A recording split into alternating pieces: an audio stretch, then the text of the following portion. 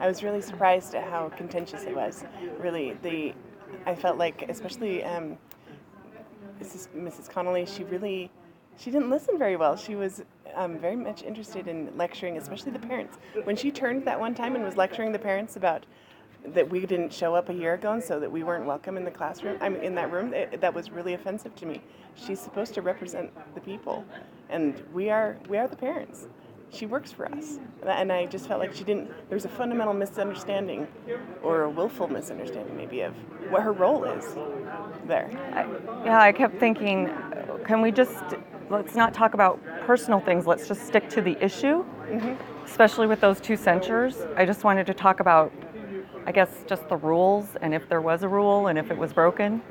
Yeah, and if they're going to have rules, the rules should apply to everybody. And that was really clear. If you're just going to, do the good old boy thing, and people that are your friends don't have to obey the rules, well, that's not how the rules work. Rules are rules.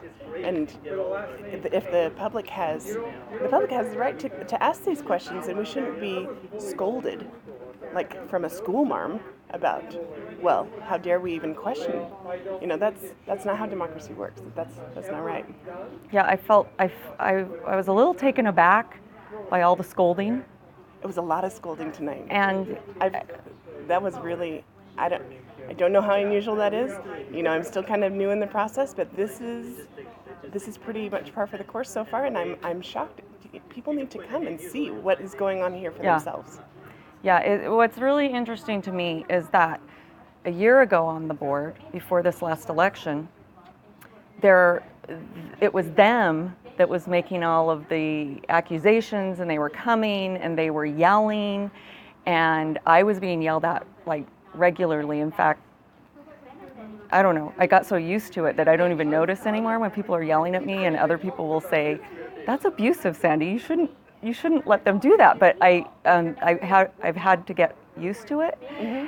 And so I was just surprised that they don't understand that sometimes, when they're making decisions that the community's not going to agree with, it almost seemed like they were saying, you're not allowed to come. It's only us that's allowed to come. That's exactly what I heard. And this is a very diverse community. We have, I'm a member of the Women's Interfaith Network. We have members who are Muslim, we have Jewish faith, we have all sorts of, we have Buddhist members. They are all part of this community. You can't just unilaterally do what you want to do. The community is a vibrant, entity, and there ought to be respect. At least have respect. Yeah, for all students. And I thought it was odd that Mrs. Fitzgerald she continued to tell everyone what I thought and what my motivations were. I don't know, that's just not professional to me. And so I was taken aback by that, because I guess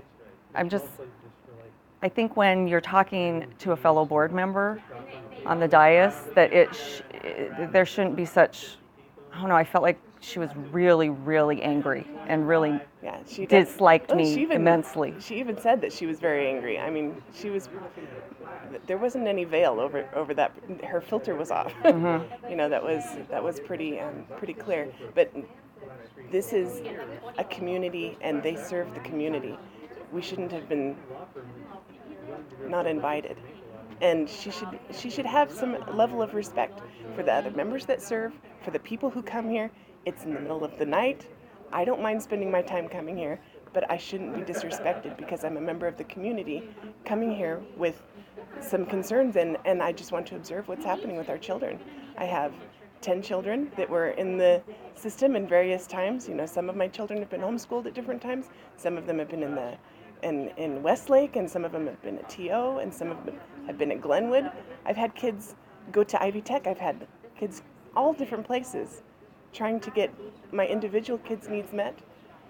And I would like to feel like that this school system is a place where my children are welcome, and that I can be a part of it. I should be able to be a part of it without being looked down on. So have you ever experienced that feeling with anywhere else in the school district? Or is it, No. that's what I feel like. We go to our schools, everyone's warm and welcoming, and then we come here and it doesn't feel that way. And because as a board member even, sometimes I feel like they don't want me here, like I don't belong, and they don't want me because I'm not like them. And I'm thinking, we're a school board, and so we're supposed to represent everyone, and I represent maybe not the same people that they do. Mm-hmm. And rather than say, okay, let's all get along and let's talk about what you believe we should do, and let's figure out a way to kind of bridge all of that. Yes.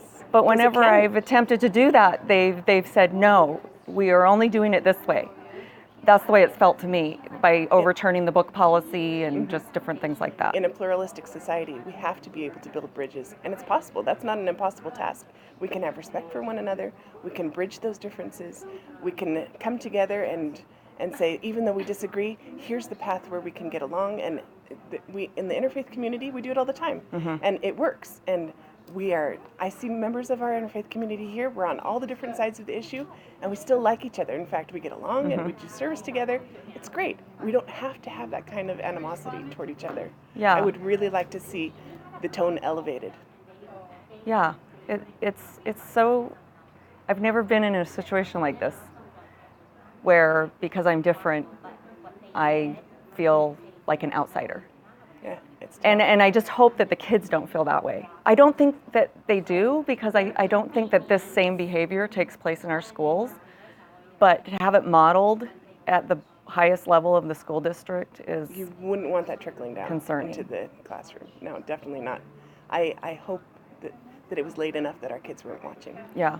because that was very bad behavior being modeled today. That was not good. What else stood out to you in the board meeting? Well, the lack of having the rules be important was a little shocking to me. I thought surely, the people who are in charge obey the rules, or at least recognize that the rules ought to be obeyed, and that I didn't see that at all. It was very much a club. Yeah, it's different. Mm-hmm. It's not a board. It's a club. What did you think about the Conejo Schools Foundation? Because I think Betsy and Victor are on the board for the Conejo Schools Foundation, and Victor Hayek is the assistant superintendent over business services. That's all really new information to me, and it seems like if the censure ideas are not to decide a censure right away, but to look into it, the questions that were brought forward, I think, should have been looked into. That it's concerning to me that there might be conflict of interest, that we might be opening ourselves up to litigation. That's not. We're already in debt. We don't need more litigation.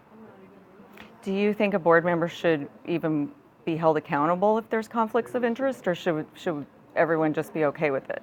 I'm just curious, because I was starting to feel like, okay, they're basically telling me that I'm the odd man out because I thought conflicts of interest are an issue. Then it doesn't matter. But if it's a law-abiding entity, then as it should be, and at some point, someone is going to hold them accountable by law, and it's going to be at the taxpayer expense. And I just think that that's a travesty. Yeah.